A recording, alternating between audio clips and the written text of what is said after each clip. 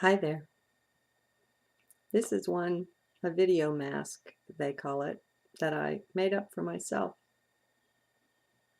Yeah, the picture is real. Those are real flowers. They aren't painted. They grew that way.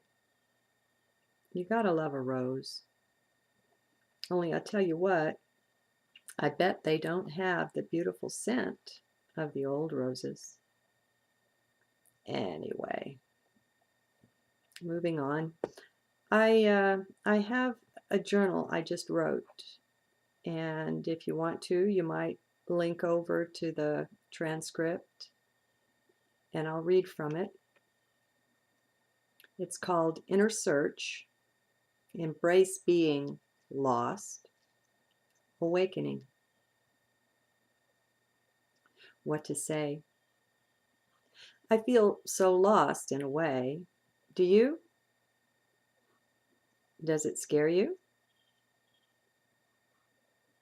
If it does, good. You're going deep. Just look at it. Look into that. Once you see the basis, the foundation of the fear, you will or you can be free of it. Then it just depends on whether you choose to recreate it. Not a good idea, I know, but we're impulsed from the subconscious all the time. Actually, I think that's why things don't go as we'd like them to go. What we choose consciously for ourselves is often in direct opposition to our programming, stored below conscious levels. That's why it's called sub and unconscious, of course. We know that. Yet we don't often consider it, do we? The waking sleep. That's where we are for the most part. Most of us, that is, not all. More and more are beginning to see, maybe not deeply yet, but at least to see that their condition is precarious. Their free will doesn't seem to work. For those who haven't spun out into bitterness and despair over this, and even some of those who have, the awakening is occurring. You feel it in the depths of your being. Understanding may or may not be present.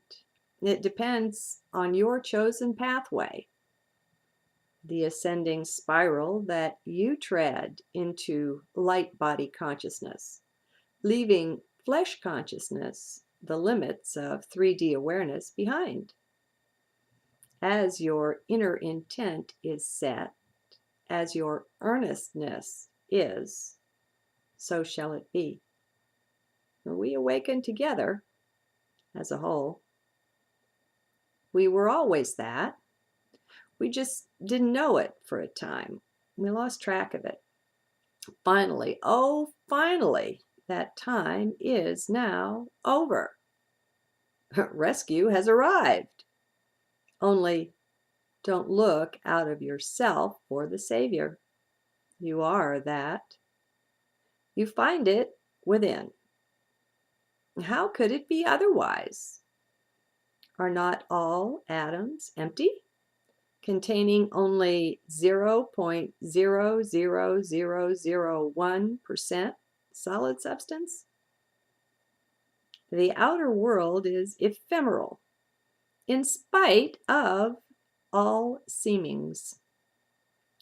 Your body's solid substance fits into a thimble, with room for mine. All solidity is mind-made, thus man-made in a funny way. The mistake we make is to take the conscious mind for the mind. We forget that the subconscious and unconscious portions of mind take up 97 or so percent of the whole, give or take. Thus, we are somewhat more conscious than physically solid, but not much. Let these numbers penetrate. be in heart and have no fear.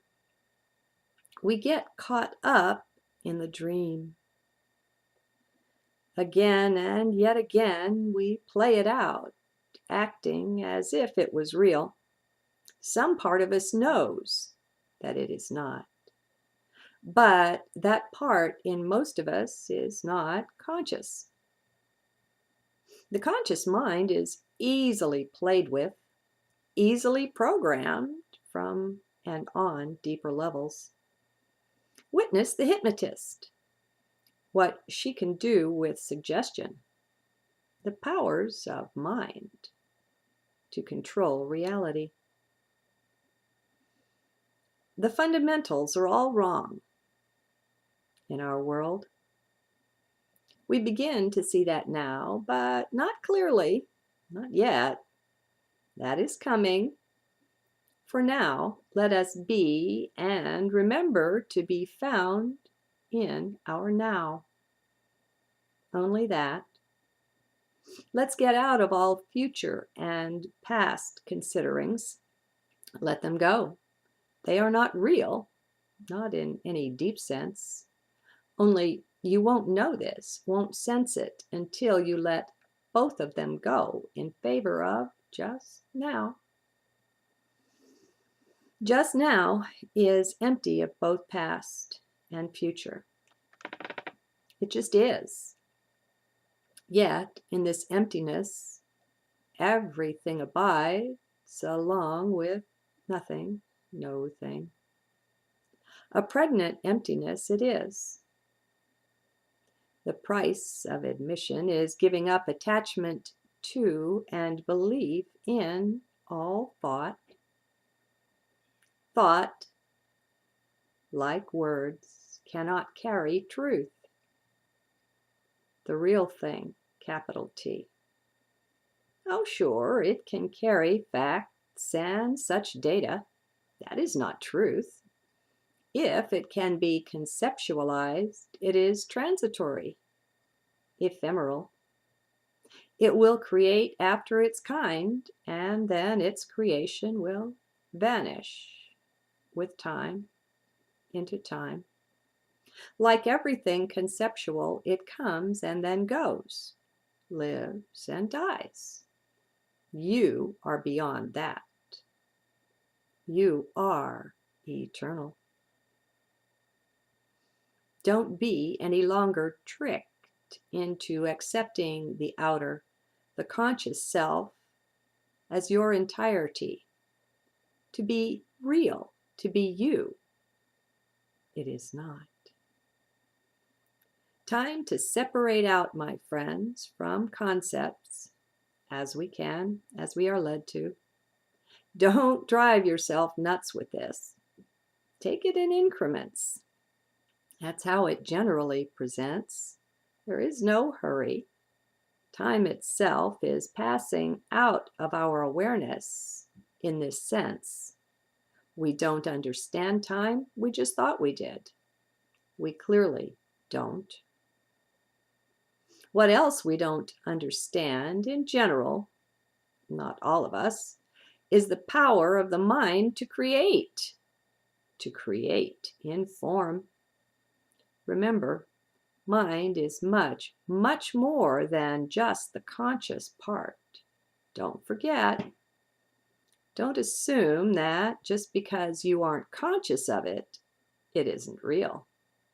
That is, frankly, foolish. Let that go. Embrace the broader mind, all four parts, so to speak, as they can be named: unconscious, subconscious, conscious, and superconscious, the one the scientists often forget. Be aware. Expand. You are that. Own it. Spread out into it. Spread your wings. Just owning the idea is a start. Rejecting the idea that your mind is only what is conscious is a step ahead into awakening. We have become convinced that we know both who and what we are. Well, we are wrong. We don't. We just think we do. Then we go on that belief. Beliefs create. Thus, we formulate, along with all others, our reality. The issue I have with this is it leaves us open to manipulation, to programming. It leaves us vulnerable. Whenever we have a foundational belief that is incorrect, not congruent with truth, we leave ourselves open. Only truth will stand when the whole entire cosmos is finished with its cycling. That day will come, and then there'll probably be another one. I don't know. Truth, unlike that which is vibrational, unlike the creation, is eternal. You are that. It's a big responsibility, sure. Let go. Don't grasp onto it with ego. That won't work. Ego, like the cosmos, is fragile, is not eternal. It has a birth, a life, and a death, much like a body. Don't get attached to it if you don't want to choose suffering. There's no need for that. Wake up.